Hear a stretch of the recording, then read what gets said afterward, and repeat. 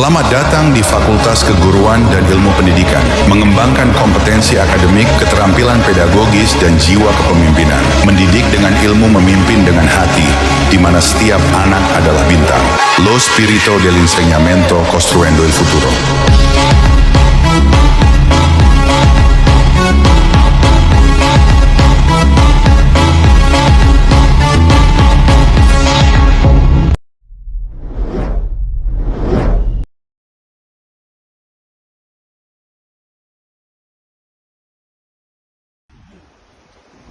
Selamat pagi adik-adik kami semuanya.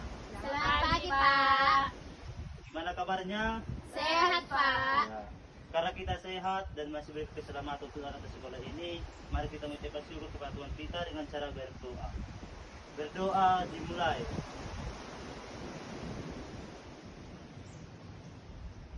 Berdoa selesai. Jadi sebelum kita mulai pelajaran kita awal dengan berdoa, salah satu dengan ucap syukur kita kepada Tuhan kita. Sekarang saya mau periksa dulu kehadiran kita semua. Yang pertama,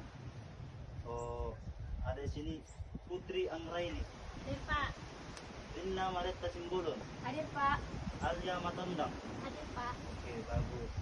Kita semua hadir dan siap untuk mengikuti pelajaran pada hari ini.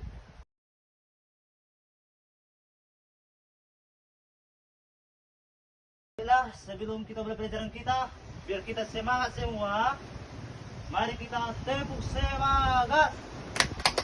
Semangat.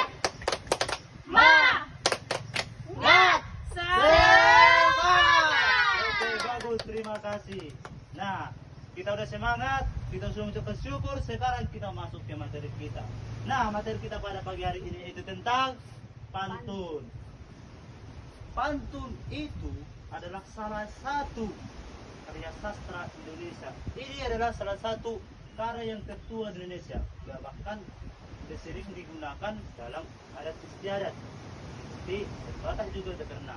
Karena kita orang Sumatera pasti tidak tahu lah kiranya orang Batak, ya kan? Iya, Pak. Jadi di sini sebelum kita lanjut, Bapak bertanya dulu, ada yang bisa membuat salah satu pantun? Saya, Pak. Ya bagus, silakan Alia.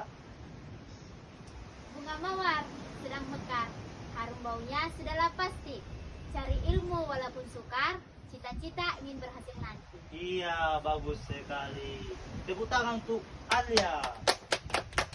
Iya, pantunnya itu termasuk pantun memberi semangat. Karena supaya kita mengejar cita-cita kita walaupun sukar atau sulit. Ya, nah tadi udah dijelaskan bahwa pantun itu adalah salah satu karya sastra Indonesia. Ya, tadi kawanmu sudah memberikan salah satu contoh pantun. Tadi dari pantun itu ada terdiri dari empat pantun. Dalam satu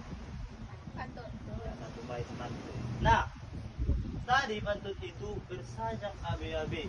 Berarti dia harus di atas dua barisnya itu A dan B. Di bawah juga harus A dan B. R di atas, R di bawah tidak boleh. Atau R atas, R semua nggak bisa itu. Paham? Paham, Nah, Pak. harus berarti misalnya A, R, A, R. Ya, itu dia. Nah, itu adalah ciri-ciri pantun. Bahwa dia harus bersajak ABAB dan terdiri dari 4 baris dalam satu baris Pantun. Iya. Nah, sekarang kita memahami dulu bagaimana itu struktur pantun. Struktur pantun itu terdiri dari dua, yaitu lampiran dan isi. Lampiran itu yaitu paling atas, yaitu baris pertama dan baris kedua. Isi itu berada di baris ketiga dan keempat. Iya, pintar. Dalam lampiran tidak berkaitan dengan isi, atau misalnya contoh tadi bisa berkaitan dengan tanaman ataupun benda, tapi isinya tidak sama dengan kata tadi. Misalnya tadi kan saya buat dulu contoh salah satu pantun. Berakit-rakit ke hulu, berenang-renang ke tepian, bersakit-sakit dahulu, bersenang-senang kemudian. Kemudian. Bagian isinya tidak ada berkaitan dengan apa tadi? Berakit-rakit. Maksudnya tidak isinya tadi kan pesan-pesan kita dulu, bersenang-senang kemudian Kemudian kalau apa ya tadi berakit-rakit dulu berenang ketipin itu sebagai apa tadi? lampiran. Lampiran. Tidak berkaitan kan? Tidak. Nah, itu dia pintar. Jadi itulah struktur pantun. Udah paham? Sudah, Pak. Ya. Jadi di sini ada beberapa soal yang harus kita jawab bersama.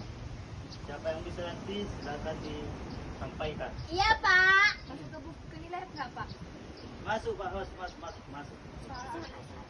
Masuk ya nak, masuk. Nah, sekarang kita mulai dengan soal pertama. Tadi dijelaskan bahwa pantun itu salah satu apa? Karya Salah satu sastra. karya sastra Iya, karya sastra di Indonesia. Dan yang kedua, ciri-ciri pantun siapa yang bisa? Saya, Pak. Iya, Ciri-ciri pantun itu bersajak abe-abe, Pak. iya. Apalagi yang tahu? Ada juga yang bersajak AA, Pak. Syair lebih dominan. Berisi 4 bait, Pak. Iya. Dari 4 baris dan satu Satu Baik. bait. kebalik. Iya. Nah, saya rasa udah mulai paham.